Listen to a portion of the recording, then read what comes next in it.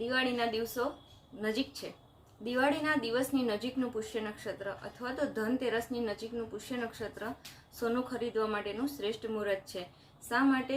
કારણ કે પુષ્ય નક્ષત્રનો અર્થ જ થાય છે કે તે સમૃદ્ધિ આપનાર નક્ષત્ર છે. તે નક્ષત્રને દિવસે સોનું ખરીદવાથી ઘરમાં ધન સમૃદ્ધિ વધે છે. તો આ જ વસ્તુનું વર્ણન આયુર્વેદ શાસ્ત્રમાં પણ કરેલું છે. પુષ્ય નક્ષત્રના દિવસે આ જ વસ્તુ બાળક માટે જ્યારે આપણે સુવર્ણ પ્રાશન રૂપે આપીએ છીએ ત્યારે બાળકનું શરીર પણ સમૃદ્ધ બને છે અને પુષ્ય નક્ષત્રના ગુણને કારણે શરીરમાં પોષણની વૃદ્ધિ થાય છે. શા માટે જ પુષ્ય નક્ષત્રના દિવસે જ સુવર્ણ પ્રાશન કરાવવું જોઈએ? આ વસ્તુનો જવાબ આપતા પહેલાં હું આપને એક પ્રશ્ન પૂછીશ કે ખરેખર ધન સમૃદ્ધિ વધારવા માટે જ્યારે આપણે સોનું ખરીદીએ છીએ તે સોનુની સાર્થકતા અથવા તે ધન સમૃદ્ધિની સાર્થકતા ક્યારે ગણાય છે?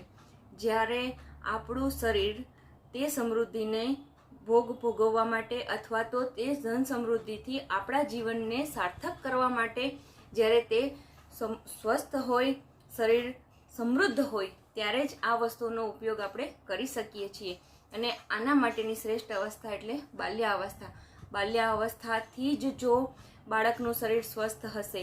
સ્વસ્થતાની વ્યાખ્યામાં આયુર્વેદ શાસ્ત્ર અનુસાર સમદોષ સમાગ્નિશ સમધાતુ મલક્રિય પ્રસન્ન આત્મેન્દ્રિય મન સ્વસ્થ ઇત્યભિધીયતે. એટલે કે તેના દોષ, ધાતુ, મન, ઇન્દ્રિયો બધું જ પ્રસન્ન હોય, બધું જ સ્વસ્થ હોય તેને આયુર્વેદ સ્વસ્થ માને છે. ત્યારે આ સ્વસ્થની પરિભાષામાં સ્વસ્થની સાથે સાથે સમૃદ્ધિ આપનાર નક્ષત્ર છે. પુષ્ય નક્ષત્રને દિવસે જ્યારે દાન પુણ્ય કરવાથી, ઈશ્વરનું નામ લેવાથી તે અનેક ગણું ફળ મળે છે.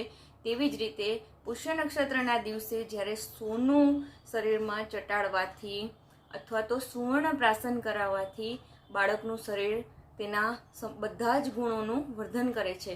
તો શા માટે પુષ્ય નક્ષત્રના દિવસે જ સુવર્ણ પ્રાશન કરાવવું જોઈએ? અને દિવાળીના દિવસનું નજીકનું પુષ્ય નક્ષત્ર શા માટે શ્રેષ્ઠ માનવામાં આવે છે? આમ તો વર્ષના દરેક પુષ્ય નક્ષત્રના દિવસે સુવર્ણ પ્રાશનનું વિધાન કરેલું છે, પરંતુ કાશ્યપ સંહિતામાં તો બાળકને જન્મથી જ જરૂરિયાત મુજબ 3 મહિના, 6 મહિના અથવા તો 12 મહિના સુધી બાળકને સુવર્ણ પ્રાશનનું ચાટણ કરાવવાનું બતાવેલું છે. અને પુષ્ય નક્ષત્રના દિવસે સોનું ખરીદીને તેને ઔષધિ નિર્માણ કરવાનું વિધાન પણ બતાવેલું છે. ઔષધિને ઘરે લાવી અને તેને વિધિવત જ્યારે ઔષધ પ્રયોગ માટે તેને નિર્માણ કરવામાં આવે છે તેના માટેનું નક્ષત્ર પણ પુષ્ય નક્ષત્ર શ્રેષ્ઠ માનવામાં આવે છે. પુષ્ય નક્ષત્રના દિવસે સોનું પચાવવા માટેની શરીરનો અગ્નિ શ્રેષ્ઠ હોય છે. શરીરમાં જ્યારે તે અગ્નિ ધાતુને પચાવી શકે છે ત્યારે જ તે સોનું પૂરેપૂરું પાચન થાય છે અને બાકીના બધા જ પોતાના ગુણોનું વર્ધન કરે છે. શારીરિક ક્ષમતા, માનસિક સમૃદ્ધિ અને બૌદ્ધિક વિકાસ કરવા માટે સુવર્ણને બેસ્ટ માનવામાં આવેલું છે.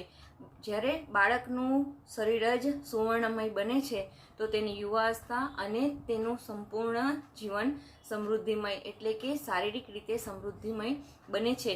બાળકનું શારીરિક સ્વાસ્થ્ય, માનસિક સ્વાસ્થ્ય અને બૌદ્ધિક ક્ષમતાને વધારવા માટે સુવર્ણ પ્રાશન બાળકને પુષ્ય નક્ષત્રના દિવસે અચૂક આપજો. અને જો તમારું બાળક જન્મથી 1.25 વર્ષ સુધીનું છે તો તેને દરરોજ સવારે પુષ્ય નક્ષત્રના દિવસ સિવાય પણ દરરોજ સવારે ચાટણ કરાવજો. વિધિવત સુવર્ણ પ્રાશનનું ચાટણ કરાવવાથી બાળકનું શરીર સમૃદ્ધિમય બને છે. તો અચૂક સુવર્ણ પ્રાશન આવતીકાલે અથવા તો દિવાળીની નજીકના દિવસોમાં સુવર્ણ પ્રાશનને આપણા બાળકને ચટાડવું જોઈએ. નમસ્કાર.